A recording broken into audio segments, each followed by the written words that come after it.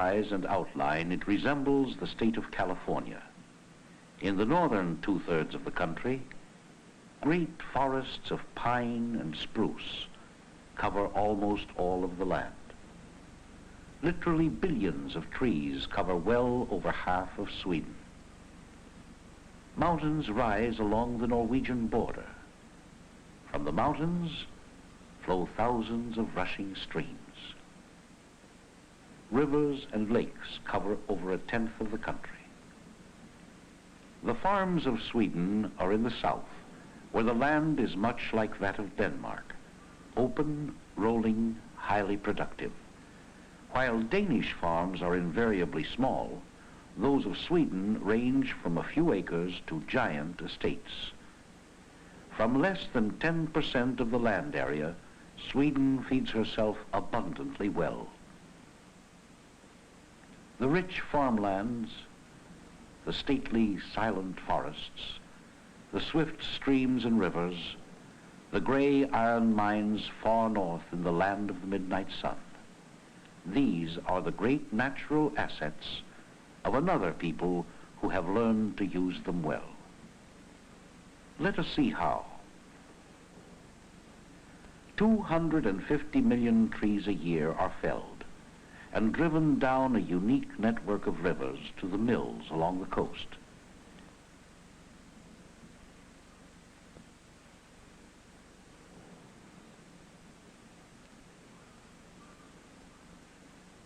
Timber can be cut at this rate for centuries to come, for the forests are managed by law in such a way that the supply remains inexhaustible.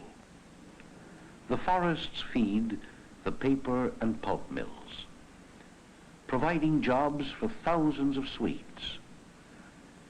Forest products are Sweden's greatest asset as an export, accounting for nearly half of the country's total revenue from products shipped abroad.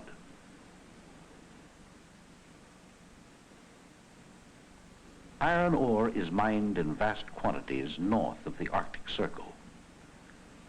So much iron is here that 9/10 of it is exported, much of it through the Norwegian Arctic port of Narvik.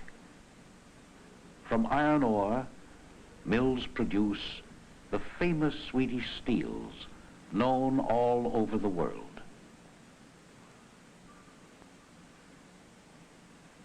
Sweden is not a large-scale steel producer because of her lack of coal, indispensable in steelmaking. Neither is oil found here to produce power for this modern industrial nation. So Sweden has turned to another of her great assets, water. Water from thousands of streams rushing down from the mountains produces 95% of Swedish electricity. About half of the 1,000 hydroelectric plants are owned by the government, the rest by private industry. Railroads operate on electric power almost completely. Cheap electricity transmitted great distances from the power sources in the north helps Sweden's 25,000 privately owned factories and workshops flourish in their clean and pleasant surroundings. The range of manufactured goods includes most of the things a modern nation needs. The country's advanced industrialization is due largely to Swedish inventions, like the dial telephone, and to high standards in engineering. Swedish electrical and mechanical goods are renowned for their precision and efficiency. Other products, like glass, for their clarity and simplicity of design.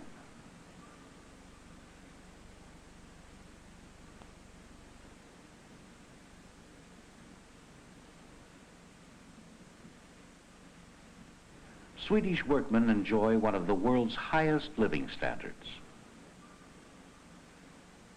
Ingmar Peterson works in a glass factory, 7 hours a day, 5 days a week. In their attractive homes, families like the Petersons have most of the material things which make life comfortable and secure. Ingmar Peterson has ample leisure time to spend at home with his family.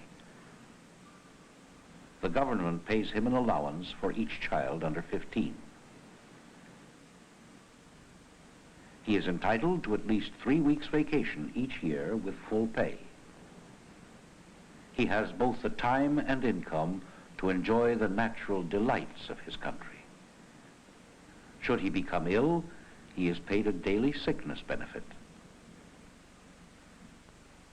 Hospitals provide free medical care. There is an old age pension for everyone. Sweden believes that all citizens are entitled to a certain protection on the basis of need rather than ability to pay, and that ultimately society will gain by providing such care, as it gains by providing better education. Tuition fees have been abolished even at the university level. Everyone attends good schools in a publicly financed system. The teaching profession enjoys considerable prestige. Stockholm is Sweden's capital, a city built on a dozen islands. A city old in history and tradition, but as modern as any in the world. It is perhaps here in Stockholm that the character of Sweden and all Scandinavia shows best. Towering new buildings, shopping centers, fine art, all of these things mirror the accomplishments of the resourceful people of Scandinavia who have so much in common. Royal palaces stand in Stockholm, Oslo, and Copenhagen, but the people are not governed by their kings, rather by free democratic processes.